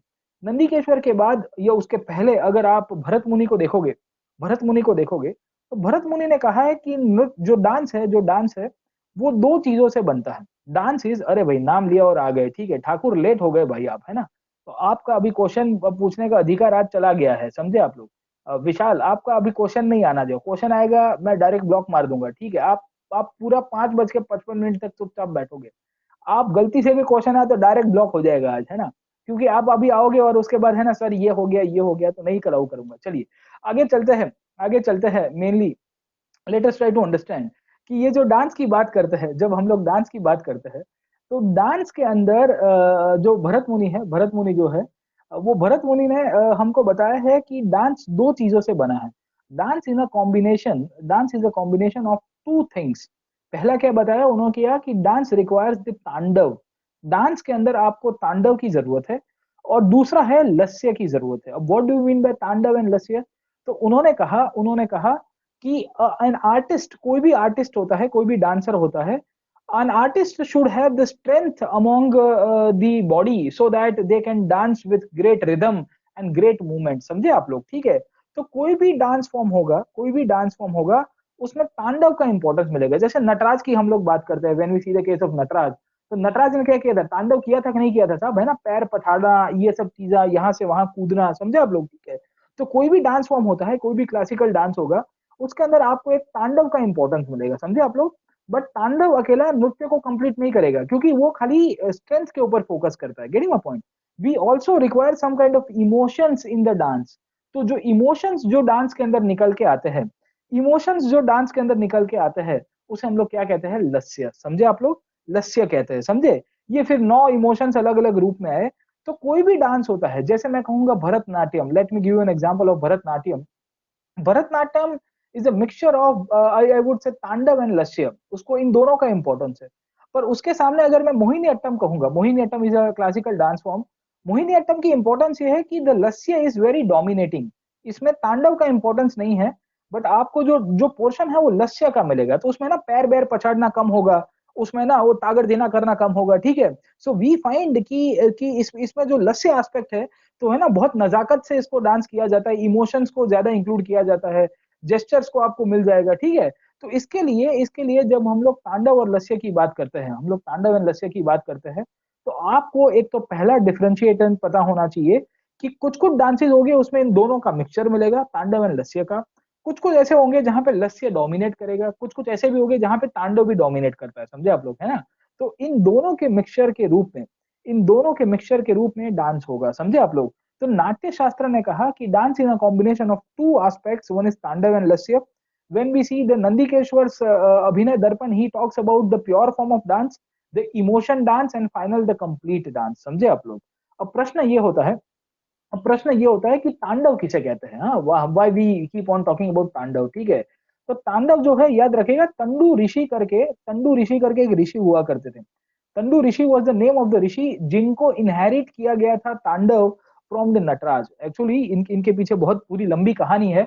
कभी आप डांस की थियरी के ऊपर जाइए, कि आप में से जिसने थोड़ा बहुत ये क्या क्लासिकल डांस को पढ़ा होगा अपने हॉबी के रूप में, तो उनको पता होगा, ठीक है। तंदु ऋषि was a Rishi who inherited the तांडव, I would say from the god। मतलब जब नटराज ने तांडव किया था, उसके बाद ये तंदु ऋषि के पास उनकी नॉलेज आई थी, फिर उन्होंने स्प्रेड की है, समझे आप लोग, ठीक है। So he is responsible behind the spreading of the dance form, जो तांडव के रूप में हमको आज की तारीख में मिलता है, समझे आप लोग, ठीक है। सो ये आपको नाम पता होना चाहिए, at least you should know the names, इसका क्या एक अपना इंपॉर्टेंस है, और जो डांसेस है उसका क्या पर्सपेक्टिव चलता है। अब देखिए, ऑलवेज रिमेंबर, ये नव रस का इंपॉर्टेंस है। कोई भी डांस फॉर्म होगा उसमें अलग अलग आपको इमोशंस मिलेंगे, समझे। अब ये जो इमोशंस है, ये टोटल 9 इमोशंस है। 9 में से हमेशा याद रखेगा, 9 में से याद रखेगा कि उसमें से जो शांत रस है, दिख रहा है, शांत रस एकदम शांति वाला है, ठीक है। इसमें ना ज्यादा कोई होहा नहीं मिलती है। This was not included in the Natya शास्त्र। इसका मेंशन नाट्य शास्त्र में नहीं लिखा गया है, याद रखेगा आपको। इसको नाट्य शास्त्र के अंदर इंक्लूड नहीं किया गया है। इन द नाट्य शास्त्र वी फाइंड 8 रस। नाट्य शास्त्र के अंदर हमको कितने रस मिलते हैं? 8 रस मिलते हैं। एंड जो नौवा रस है, द शांत रस, जो जिसे हम लोग कहते हैं पीस वाला रस कहते हैं, ये जो शांत रस है, this has been included by a saint called as Abhinava Gupta. क्या नाम है? अभिनय गुप्त। अभिनव गुप्त, सॉरी, नॉट अभिनय गुप्त, अभिनव गुप्त। अभिनव गुप्त ये है ना, नॉर्थ इंडिया के अंदर एक सेंट हुआ करते थे। समटाइम आई वुड से in the 10th 11th century के आसपास की मोस्ट प्रोबेबली बात है। एग्जैक्टली टाइम फ्रेम याद नहीं आ रहा है मुझे, बट उन्होंने इसको ऐड किया था, समझे आप लोग, ठीक है। तो शांत रस जो है वो लेटर एडिशन है इन द नवरस। बाकी आपके आठों के आठों रस जो इमोशंस है, वो नाट्य शास्त्र के अंदर ऑलरेडी लिखे गए थे। They were already, I would say, included into this whole canon of the things, ठीक है। सो वी फाइंड कि शांत रस क्यों नहीं होता भाई? शांत रस आपने देखा है कि नहीं देखा भाई? हाँ, शांत रस किसे कहते हैं, ठीक है। शांत रस तो इसी को शांत रस कहेंगे ना, आज की तारीख में किसे कहेंगे भाई? शांत रस किसको कहते हैं, ठीक है। ये इमोशंस का एक प्रकार है ना भाई, गेटिंग माय पॉइंट।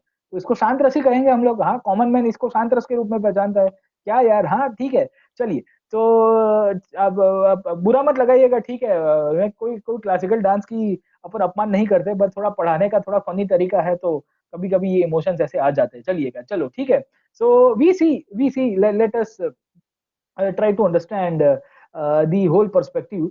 आज की तारीख में ये जो इमोशंस है ना, ये जो इमोशंस है, all this emotions are mainly, I would say, related to a colour. मतलब है ना, जैसे शांत रस जो होगा वो व्हाइट कलर से इन्होंने रिलेट किया होगा, फिर जैसे रौद्र रस है वो रेड कलर से इन्होंने रिलेट किया होगा।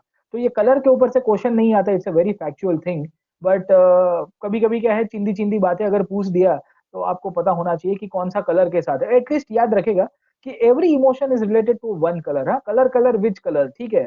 तो वो कलर कलर विच कलर आप बचपन में खेला करते थे, वैसे आप कलर कलर खेलिएगा इसके साथ, तो आपको ऑटोमेटिकली याद रहेगा, है ना। You might played in the childhood which colour, ठीक है। तो वो कलर का नाम कुछ भी बोल दिया करता था मैं, ठीक है। तो ढूंढते रहते थे, फिर पकड़ लिया करता, भाई आउट हो गया, चलो, ठीक है। उसके अलावा, चलो, लेट मी कम बैक। उसके अलावा आपको और दो रस मिलेंगे आज की तारीख में। एक मिलता है भक्ति रस। क्या मिलता है? भक्ति रस। और दूसरा एक मिलता है वात्सल्य रस। वात्सल्य and bhakti rasa, they are the later additions to the nava rasa. ये टोटल आज की तारीख में पहले 8 थे, 8 के बाद +1 हुआ, और +1 के बाद आज की तारीख में +2 हो गया है, मतलब टोटल 11 हो गए। समझ में आया आपको, ठीक है। भक्ति रस जो है, that emerge out of the भक्ति मूवमेंट। तो जब भक्ति मूवमेंट होता है, आदमी जब तल्लीन हो जाता है, अपने आप को भगवान को समर्पित कर देता है, तो वी फाइंड द भक्ति रस गेटिंग डेवलप, है ना। तो भक्ति रस आपको ये भजन कीर्तन के अंदर मिलेगा। तो वो आता है तो ही पता चलता है, ठीक है ना। तो उसके सिवा ये आपको आजकल पॉलिटिशियंस में भी दिखता रहेगा आपको, जब उनके फॉलोअर्स होते हैं उनको कहते हैं ना हम लोग, ठीक है। सो वी फाइंड द भक्ति रस, एक तो एक ये पर्सपेक्टिव मिलेगा। दूसरा आपको मिलेगा वात्सल्य। वात्सल्य किसे कहते हैं, व्हाट वी कॉल एज, ना समझ में आए तो पोगो देखेगा सब लोग, ठीक है। वात्सल्य रस किसे कहेंगे, वी फाइंड वात्सल्य रस जो होता है वो मदरली लव को दर्शाता है, it shows the motherly love, getting a point. तो एक माता अपने अपने बालक को, अपने संतान को कैसे प्यार करती है, कैसे उसको है ना अपना प्यार जताती है, अपने प्रेम जताती है, उसको वात्सल्य के रूप में हम लोग पहचानेंगे, ठीक है। So this are the two later additions, this are the two later additions जो आज की तारीख में कभी कभी डांस फॉर्म के अंदर इंक्लूड किए जाते हैं, बट ओरिजिनली 8 या 9 गन सकते हैं हम लोग, 9 रस के बारे में लिख सकते हैं, बट बाकी के 2 जो थे वो लेटर ऑन एडिशन हो, ठीक है। तो वी फाइंड ये जितने भी डांस फॉर्म है उसमें आपको अलग अलग प्रकार के जो स्टोरी होती है, स्टोरी के आधार के ऊपर आपको अलग अलग इमोशंस मिल जाएंगे, समझे आप लोग, ठीक है। तो ये इमोशंस को आप याद रखेगा दोस्त, यहाँ से क्वेश्चन पूछा जा सकता है। ये इमोशंस के ऊपर एक और पॉइंट याद रखेगा, always remember one more point based on this emotion, कि ये इमोशंस के बारे में, ये इमोशंस के बारे में एक किताब लिखी गई थी इन द मिडिवल एरा। अगर आपको याद होगा मिडिवल एरा के अंदर कौन सी किताब लिखी गई थी, in the medieval era there was a book called as Kitabul Navras, याद आया आपको। Kitabul Navras was a book that was written by Ibrahim Adil Shah. उसने भी ये इमोशंस के बारे में लिखा है, नवरस नामा भी कहते हैं, ठीक है, नवरस नामा भी कहते हैं, ठीक है। तो ये सब के सब इमोशंस है, ऑलवेज रिमेंबर दिस इमोशंस, तो आपको ऑटोमेटिकली याद रह जाएगा कि क्या क्या इमोशंस आपको मिलेंगे इसके अंदर से, गेटिंग माय पॉइंट है ना। तो इस ये काफी अच्छा फोटोग्राफ है, ये आपको काफी चीजें समझा देता है। तो करुणा, करुणा का मतलब है कंपैशनेट, वीर रस का मतलब है आप है ना अपनी बहादुरी दिखा रहे हो, अद्भुत, अद्भुत रस का मतलब है आप आश्चर्य हो, ठीक है, आप देख के बोलो है मजा आ गया, हास्य रस हंस रहे हो। फिर शांत रस है, बीभत्स रस समझ में आता है, व्हाट डू मीन बाय बीभत्स, बीभत्स का मतलब है disgusting, this is the disgusting रस, मतलब कभी कभी आपने देखते हो कि how disgusting this is, getting a point. तो ये जो डिस्गस्टिंग का जो पर्सपेक्टिव है, ये छी वाला जो रस है ना वही वाला है, चलिए ठीक है। तो ये पॉइंट आपको पता होने चाहिए कि क्या इसका इम्पोर्टेंस है ये रस का। ये आपको अलग अलग रूप में बहुत सारे फोटोग्राफ्स आपको मिलते रहेंगे, एटलीस्ट आपको ये पता होना चाहिए कि क्या इसका इम्पोर्टेंस है, और ये रस के पर्सपेक्टिव आपको थीमेटिकली पता होने चाहिए, ठीक है। तो इतना पॉइंट आपको समझ में आया, theory of music, theory of dance, ठीक है। तो हमने अभी जो पॉइंट पढ़ा है, जो डांस के ऊपर सबसे पहला पॉइंट पढ़ा है, वो है theory of dance, we have covered the theory of dance as of now. अब हम लोग आगे चलते हैं द एप्लीकेशन, अब हम लोग आगे चलते हैं एप्लीकेशन, और ये एप्लीकेशन के रूप में समझने की कोशिश करते हैं कि क्लासिकल डांसेस कैसे उभर के आए इंडिया के अंदर, और क्लासिकल डांस जब खत्म होंगे उसके बाद we will try to understand the folk dances. और फोक डांस के अंदर ज्यादा कुछ आता नहीं है, फोक डांस के अंदर खाली यही होता है, मैच द फॉलोइंग का हमें क्वेश्चन आएगा कि कौन सा फोक डांस कौन से स्टेट का रिलेटेड है, तो उसमें तो जैसे हमने म्यूजिक के अंदर पढ़ा था छोटे मोटे 8 10 15, वैसे फोक डांस के अंदर करेंगे, क्लासिकल डांस को डिटेल में करेंगे, क्लासिकल डांस को समझना भी जरूरी है क्योंकि उसके पीछे हर एक का एक कंसेप्ट होता है, getting my point. Folk dance में तो कंसेप्ट नहीं होता है, ठीक है, फिर शादी में नागिन डांस होता है उसका थोड़ी कंसेप्ट होता है, ठीक है। तो ऑटोमेटिकली 2 4 पैक जाता है इंसान का, तो सब अंदर का नाग देवता सब कुछ बाहर आ जाएगा। चलिए लेट अस सी कि इसकी क्या इंपॉर्टेंस था, पूछा है, इस devadasi spiritual concept, if yes then why in present day it is considered to be negatively projected and what is its institutional position। और your question good question and too lengthy question। Constitutional position की जब हम लोग बात करते हैं तो ये एक तो पहला क्वेश्चन मार्क है, बट मैं कहूंगा कि फ्रीडम ऑफ प्रोफेशन हर एक इंसान को है, जो आर्टिकल 19 देता है, तो आप जब अपने आप को समर्पित करोगे भगवान को मंदिर के अंदर तो कोई आपको मना नहीं करेगा।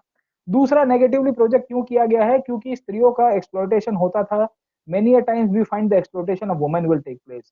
if you'll see spiritual concept, absolutely spiritual concept आपको मिलेगा, इसमें कोई फिजिकलिटी का कंसेप्ट नहीं था। मैंने आपको बताया था कि प्लेटोनिक रिलेशनशिप का एक इंपॉर्टेंस था right from the ancient era. हाँ, तो राधा कृष्णा या कृष्णा की जब गोपियों के साथ हम लोग रिलेशंस की बात करते हैं तो उसमें स्पिरिचुअल या एक प्लेटोनिक पर्सपेक्टिव ही आपको मिलेगा, समझे आप लोग, ठीक है। सो वी फाइंड एक्सप्लोइटेशन ज्यादा होता था औरतों का, वुमेन का, आपको एक्सप्लोइटेशन मिलेगा, ठीक है। तो कोई अपनी मर्जी से अगर मंदिर के अंदर समर्पित हो रहा है, यू गो टू मथुरा, आप मथुरा के अंदर गए हो दोस्ता, आप मथुरा के अंदर चले जाओ, आपको बहुत सारी जगह के अंदर आज की तारीख में बहुत सारी वुमेन मिलेगी जो अपने अपने खुद के दम के ऊपर उन्होंने डिसाइड किया है कि we want to surrender our self to the god, ठीक है। तो ये मथुरा में ही रहते हैं, ब्रिज में रहते हैं, वृंदावन के अंदर रहेंगे, and they stay alone, okay, वो अपनी मटेरियलिस्टिक वर्ल्डली लाइफ को छोड़ दिया है, ठीक है। तो इसमें प्रश्न नहीं है, पर अगर आप किसी को फोर्सफुली करा रहे हो, अगर आप किसी को फोर्सफुली कर रहे हो कि तुमको ये मंदिर के अंदर ज्वाइन करना है, हाँ सेवा करनी है इस तरह से, तो दैट विल बी रॉन्ग, समझे आप लोग। तो ऑब्वियस है फिर उसके अंदर क्वेश्चन निकल जाएगा वहां से, ठीक है, गेटिंग माय पॉइंट है ना। तो ये जो वीर रस है, वीर रस का ही आपको कंसेप्ट इसके अंदर से मिलता रहेगा, ठीक है। तो ये पॉइंट आपको पता चल गया कि क्या इसका इंपॉर्टेंस है। और बीभत्स रस का मतलब क्या होता है? बीभत्स का मतलब होता है ये रहा ना, बीभत्स कहाँ गया भाई, कहाँ गया, वेर इज दिस, ये रहा बीभत्स। बीभत्स का मतलब होता है डिस्गस्टिंग, डिस्गस्ट, छी वाला कहते हैं ना लोग, छी छी गंदा कर दिया इसने, है ना। ये क्या है ये, समझे आप लोग उसको, है ना। ठीक है, चलिए आगे चलते हैं, लेट अस प्रोसीड फर्दर। हाँ, बीभत्स का मतलब एंगर नहीं होता, एंगर का मतलब होता है रौद्र, ये है ना, उसको रौद्र कहता है। ये किसी ने, ये आशीष ने पूछा है। आप इसके अंदर से आपको सब कुछ मिल जाएगा दोस्त, है ना। बीभत्स रस एंगर नहीं होता, ये डिस्गस्ट होता है। ये डिस्गस्टिंग फीलिंग आपको आएगी, चिंता मत करिएगा, ठीक है। बाहर जाओगे समाज के अंदर देखोगे तो आपको है ना, ये बाबर ने किया था, ये बीभत्स रस जो है बाबर ने किया था। बाबर ने जब बाबरनामा लिखा ना, तो उसने कहा है कि भाई भारत के अंदर बहुत कचरा है। समझ में आया कि नहीं आया आपको, ठीक है। तो वो लिखता है बीभत्स रस है उसका। चलिए आगे चलते हैं। अब let us see folk dances from the current affairs. Yes, they are more than enough. You can read from the Nitin Singhania as well, और थोड़ी बहुत स्लाइड्स में भी मैंने डाला हुआ है, तो आप उसमें से भी आपको रिवाइज हो जाएगा। चलिए आगे चलते हैं, let us proceed further, let us try to understand the main perspective the classical dances, ठीक है। अब क्लासिकल डांसेस किसे कहते हैं, the definition of classical dances मैंने आपको ऑलरेडी उसकी पूरे बार समझा दिया है, इसकी भी डेफिनेशन है, मैंने आपको बता दिया है। अब देखिए इंडिया में क्लासिकल डांसेस कितने हैं, तो देर आर 8 क्लासिकल डांसेस, समझ में आया। देर आर 8 क्लासिकल डांसेस, कौन से हैं? एक तो भरतनाट्यम है, भरतनाट्यम के बाद आपको उड़ीसी मिलेगा, उड़ीसी के बाद आपको कथक मिलेगा, कथक के साथ साथ आपको कथकली मिल जाएगा, कथकली के साथ साथ हमको सत्रिया मिल जाता है, सत्रिया के साथ साथ हमको क्या मिलता है, मोहिनी अट्टम मिलेगा, मोहिनी अट्टम के साथ साथ हम देखेंगे तो मणिपुरी मिलता है, और मणिपुरी के साथ साथ अगर आप देखोगे तो हमको लास्ट जो मिलता है वो कौन सा रह गया भाई, Bharatanatyam, Odissi, Kathak, Kathakali, Sattriya, Mohiniyattam and the last one is Kuchipudi. Yes my bad, ठीक है, कुचिपुड़ी। ये आठों के आठों आपके क्लासिकल डांसेस है, समझे आप लोग। ये आठों के आठों क्लासिकल डांसेस है, this are all 8 classical dances. अब इनके ऊपर चले जाते हैं, let us go and let us try to understand the theory of the classical dances. अब देखो यहाँ से क्वेश्चन क्या आएगा, अब मैं खुद डांसर तो हूं नहीं, आई am not a classical dancer, so please don't ask me आड़ा टेढ़ा question on the classical dances. उसके लिए जो भी प्रैक्टिस करने वाला इंसान होगा उसको ज्यादा पता होगा, ठीक है। मैं उसको आपको क्वेश्चन सेंट्रिक वहां से मदद कर सकता हूँ, पहले से ही उसको डिस्क्लेमर लगा देता हूँ, समझे आप लोग। ये मेरा डिस्क्लेमर है, ये आपको डिस्क्लेमर के रूप में अभी मैंने आपको बता दिया है, समझे आप लोग। अब लेट अस सी, मैंने आपको विशाल को बताया था, अभी रुको, ब्लॉक करने का टाइम हो गया, मैंने आपको पहले ही बताया था, ठीक है। तुमने खाली खोटा मेरा रौद्र रस निकाल दिया, समझ में आ रहा है कि नहीं आ रहा है आपको, ठीक है। अब तुम गया बेटा, मैंने आपको पहले ही बताया था कि आज मेरा रौद्र रस को चेक मत करिएगा। चलो छोड़ दिया, ठीक है, लास्ट टाइम है, चलिए ठीक है। तो वी फाइंड कि जब क्लासिकल डांसेस की जब हम लोग बात करते हैं, जब क्लासिकल डांसेस की बात करते हैं, क्लासिकल डांसेस के अंदर आपको क्वेश्चन कहाँ से आता है, from where does we get the question. तो आपको एक तो ओरिजिन बेस्ड क्वेश्चन पूछता है, दूसरा स्टेट बेस्ड क्वेश्चन पूछता है, उसके पीछे का कंसेप्ट पूछता है। कंसेप्ट समझ में आता है आपको, ठीक है। वी फाइंड कि इसके इसके पीछे जो कंसेप्ट है आपको ये भी पूछा जाएगा। And they can also ask you the music, कि क्लासिकल डांस में इसका म्यूजिक क्या यूज होता है, कौन से प्रकार की इसके अंदर इंस्ट्रूमेंट यूज होते हैं, इसके अंदर कौन सा कॉस्ट्यूम यूज होता है। और लास्ट क्वेश्चन आपको इसके अंदर से पूछेगा वो है इसके अंदर कौन से आर्टिस्ट परफॉर्म किए हुए हैं, समझे आप लोग, ठीक है। तो इतने सारे आपको अलग अलग प्रकार से क्वेश्चन पूछा जा सकता है। आपको इसकी थीम भी पता होनी चाहिए, what is the theme of the classical dance, कौन से क्लासिकल डांस में कौन सी वार्ताओं को प्रैक्टिस किया जाता है in the form of dances, getting my point. अब एक एक करके क्लासिकल डांसेस को समझते हैं, अब समझो। अब उसको उसको कंसेप्चुअली देखेंगे, जैसे हमने वो क्या श्रीमान श्रीमती को देखा था, क्या कहते हैं, बबीता और उसको देखा था ना, जैसे हमने अय्यर को, वैसे ही कुछ स्टोरी वोरी बना के एक एक करके देखेंगे इसका क्या इम्पोर्टेंस है इसके अंदर, ठीक है। अब सबसे पहले let us C the case of Bharatanatyam. Bharatanatyam की बात लिखते हैं, भरतनाट्यम की बात लिखते हैं। म्यूजिक के बाद क्या लिखा है, क्या लिखा है मैंने भाई, म्यूजिक के बाद इंस्ट्रूमेंट्स, इंस्ट्रूमेंट्स, इंस्ट्रूमेंट्स मतलब कौन से हथियारों उसके अंदर बजाया जाता है, मतलब है ना, ढोल बजता है, तबला बजता है, और क्या बनेगा, ठीक है। तो वी फाइंड कि अलग अलग प्रकार के आपको इंस्ट्रूमेंट्स यहाँ से मिलेंगे। और इसके ऊपर से भी क्वेश्चन आ चुका है, 2-3 बार क्वेश्चन आया है, इसके लिए आपको पता होना चाहिए। तो ज्यादा पीएचडी मत करिएगा, ठीक है। ये लोग, मैंने सुना है कि जब आर्ट एंड कल्चर बच्चे पढ़ते हैं तो उसके ऊपर पीएचडी करना शुरू कर देते हैं, मतलब वो डांस के ऊपर इतना डिटेल में जाएंगे। भाई तुमको थोड़ी एग्जाम देनी है उसकी, ठीक है, तुमको यूपीएससी का पेपर देना है, तुम निकलो फिर यहाँ से, है ना। तो जितना आपको नेसेसरी उतना पढ़ लो, बहुत हो जाएगा। चलिए आगे चलते हैं, लेट अस प्रोसीड फर्दर। और मेंस के लिए भी इंपॉर्टेंट है, मेंस में भी इंपॉर्टेंट है। आपने जेआरएफ के अंदर लिखा होगा ना थीसिस, है ना, आपने पीएचडी एमफिल किया होगा उसमें, है ना। चलिए, सो let us see the Bharatanatyam. अब देखते हैं भरतनाट्यम का इंपॉर्टेंस क्या है। अब भरतनाट्यम का पर्सपेक्टिव आपको पता होना चाहिए कि भरतनाट्यम का ओरिजिन कैसे हुआ है। Let us come to the first part. मेरे जो पॉइंटर है उसको फॉलो करिएगा, please follow the pointer in fact, ठीक है। भरतनाट्यम का इंपॉर्टेंस ये है, भरतनाट्यम का इंपॉर्टेंस है कि ये जो भरत मुनि हुआ करते थे ना, अपने भरत मुनि क्या था, जिन्होंने नाट्य शास्त्र लिखा था, ये भरतनाट्यम का नाम शायद भरत मुनि के नाम के ऊपर से है, ठीक है। So Bharatanatyam got its name from the sage Bharat who was interested with the writing of Natya Shastra following the instruction of lord Brahma. Brahma ने उनको कहा था, और इसके कारण ये भरतनाट्यम का इसका पर्सपेक्टिव या इसका ओरिजिन हुआ होगा, ऐसा भी कहा जाता है। दूसरा इसका ओरिजिन ये भी है क्योंकि ये मंदिरों के अंदर टेम्पल डांस के रूप में इसका ओरिजिन हुआ था। And there is every possibility कि जो तमिलनाडु के गांव थे उसको वहां पे इन्होंने परफॉर्म करना शुरू किया था, तो उसको पुराने अलग अलग नाम से पहचाना जाता था। In the earlier days it was known as Thanjavur natyam. Why Thanjavur natyam? Because it was the same place where the temple was built. ये वही जगह है जहाँ पे मंदिर बना था, बृहदेश्वर टेम्पल, और शायद हो सकता है कि वहां पे ये परफॉर्म होना शुरू हुआ था, समझे आप लोग। तो इसका ओरिजिन अगर आप देखोगे तो आर्कियोलॉजिकल सोर्सेज भी हमको इसके पीछे अवेलेबल है।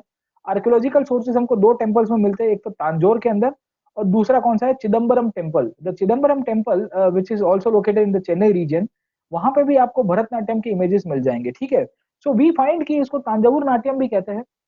इसको सदीर के रूप में भी पहचाना जाता है। क्या कहते हैं? सदीर, याद रखेगा नाम। It is also known as Dasi Attam. दसी अट्टम, अब देखो मैं आपको थंब रूल बता देता हूँ। जब आपको पीछे अट्टम, नाट्यम, अट्टम, फट्टम, ऐसा सब नाम आएगा ना, पीछे दिख रहा है आपको, ठीक है। They are all the example of performing art, always remember, ठीक है। हाँ, आप देखिए, आप मोहिनी अट्टम दिख रहा है कि नहीं दिख रहा है, कृष्णा अट्टम, कुड़ियत्तम, मुड़ियत्तम, आप देखिए बहुत सारे फोक डांसेस मिलेंगे आपको, हर एक परफॉर्मिंग आर्ट्स के मिलेंगे। तो कभी कभी आपको पूछ देगा, ठीक है, अन अकेडमी अट्टम, समझे कि नहीं समझे कि ये क्या नाम है, समझे। तो आपको पता होना चाहिए कि भाई ये जो अट्टम पीछे लगता है ये परफॉर्मिंग आर्ट का एग्जाम्पल है। तो जब ऑप्शन को आप टिक करोगे तो आपको एलिमिनेट करने के लिए पता पीछे के सफिक्सेस पता चल जाना चाहिए। Getting my point? अब लेट अस सी कि ये कैसे ओरिजिन हुआ। अब इसका ओरिजिन आपको गुरु शिष्य परंपरा के रूप में मिलेगा। ये गुरु को क्या कहा जाता था? नट्टू वनर्स कहा जाता था। The gurus were called as Nattuvanars, मैंने आपको बताया। एंड वहां पे जो देवदासी हुआ करती थी मंदिरों के अंदर, मंदिरों के अंदर रहने वाली, उन सब के साथ इसका ओरिजिन होता है। Getting my point? अब भरतनाट्यम को जब हम लोग तोड़ते हैं तो अगर आप देखोगे, भारत, समझ में आ रहा है कि नहीं आ रहा है? तो हम लोग भरतनाट्यम को जब तोड़ेंगे तो आपको मिलेगा इट्स अ मिक्सचर ऑफ भाव, राग एंड ताल। याद आया कि नहीं आया? भाव का मतलब क्या है? What do you mean by भाव? भाव का मतलब है इमोशंस। हम नहीं कहते कि भाई ये हमको भाव नहीं देता है, ठीक है, या भाव नहीं देती है। Getting my point? तो वो हमको है ना जज्बाती कर देती है, समझे कि नहीं समझे? इमोशंस है। राग और ताल क्या है? What is the significance of राग एंड ताल? राग एंड ताल आर द म्यूजिकल कंपोनेंट्स। याद आया कि नहीं है? ये तो म्यूजिक के कंपोनेंट्स है, हमने पढ़ा था। और स्वर तो बनेगा ही आपका। Getting my point? And Natyam जो है उसे हम लोग क्या कहते हैं? डांस का प्रकार है, समझे। So it's a dance drama. याद रखेगा, Bharatanatyam is a dance drama. Bharatanatyam is a dance drama. And in this dance drama we find the mixture of emotions and good I would say sound of music as well. Getting my point? अब भरतनाट्यम के features क्या है? What are the features of Bharatanatyam, ये भी आपको पता होने चाहिए। अब जब हम लोग भरतनाट्यम को देखते हैं, भरतनाट्यम को जब हम लोग देखेंगे, तो भरतनाट्यम को खासियत यह है कि इसको फायर डांस के रूप में भी पहचाना जाता है। अब why Bharatanatyam is known as the fire dance? क्योंकि इसमें आज जो जो आर्टिस्ट है, आर्टिस्ट अग्नि की ज्वाला के रूप में अपने शरीर को इनफैक्ट परफॉर्म करता है। मेनली अगर आपको जानकारी होगी तो हमारा शरीर 5 तत्वों से बना है। और body is made out of 5 elements. हाँ, अग्नि, वायु, जल, मिट्टी एंड आसमान, ठीक है। द 5 एलिमेंट्स जो बेसिक एलिमेंट्स है, जहां से ह्यूमन बॉडी, पंच तत्व कहते हैं। तो इसमें जो अग्नि है जो एक एनर्जी के साथ जुड़ी हुई आपको एक चीज मिलेगी, समझे। तो this is one of the reasons, this is known as the fire dance. और आपको इसके अंदर एक बहुत ही इंपॉर्टेंट चीजें मिलेगी कि आप अपने बॉडी को इस तरह से बैलेंस करते हो। The body is balance in such a way that the weight is balance in such a way where we find the knees are always bend. समझे कि नहीं समझे? तो ज्यादातर पोस्चर्स भरतनाट्यम के अंदर आपको ऐसे मिलेंगे जहां पे आर्टिस्ट ने अपने जो नीज है उसको बेंड करके रखा है। ये क्वेश्चन ऑलरेडी यूपीएससी ने आई गेस 2013 के अंदर पूछा था। और पूछा था कि भरतनाट्यम में नीज स्ट्रेट होता है या कुचिपुड़ी में नीज बेंड, ऐसा कुछ क्वेश्चन उन्होंने पूछ दिया था। और बहुत सारे स्टूडेंट्स को है ना जज्बाती हो गए थे कि यार इतना डिटेल में भरतनाट्यम तो थोड़ी याद रख पाएंगे, तो at least you should know the basics of Bharatanatyam, ये कैसे किया जाता है। अब भरतनाट्यम का इंपॉर्टेंस ये है कि it is a mixture of tandava and लस्य। मतलब ये है कि इसमें आपको पाव भी पछाड़ने हैं। You are suppose to do a foot stamping. Foot stamping समझ में आता है कि आप जब पाव के पछाड़ोगे तो वो आपका एक तांडव का ही एक पर्सपेक्टिव दिखेगा। And we also suppose to act in the Bharatanatyam, इसके लिए उसके लस्य का भी इंपॉर्टेंस है, समझे आप लोग। तो we find Bharatanatyam is a mixture of tandava and lasya. And दोनों चीजें आपको बैलेंस करके चलनी पड़ती है, साथों साथ बॉडी का वेट भी आपको बैलेंस करना पड़ेगा। Getting a point. So this is how the basics of the Bharatnatyam has to be understood when we see from the exam perspective. अब भरतनाट्यम कैसे परफॉर्म होता है, हाउ इट इज परफॉर्म, समझे। अब कोई भी डांस फॉर्म होगा ना, मैं सादी भाषा में आपको समझा देता हूँ। कोई भी डांस फॉर्म होगा, how any dance form, classical dance form है, ये कैसे परफॉर्म होता है, ये परफॉर्म कैसे होता है। तो इसका परफॉर्मेंस